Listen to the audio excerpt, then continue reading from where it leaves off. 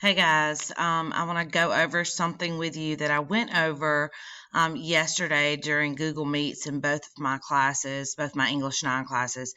Um, but I still have kids who don't join Google Meets and then they don't know, the things that I've gone over.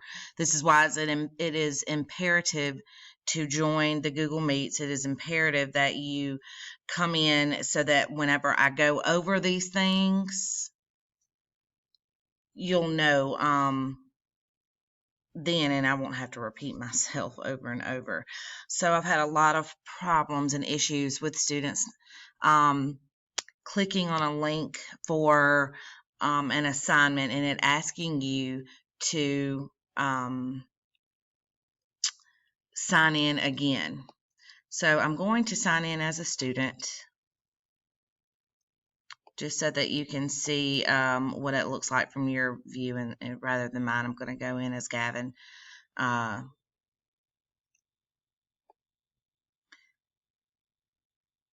So you click on an assignment and it asks you to log in again. What you need to do is go down here. Right below that, you should see week 1 assignments. Click on that. Find your assignment here. When you click on it here, it will allow you to complete the assignment that way. So each week when I have your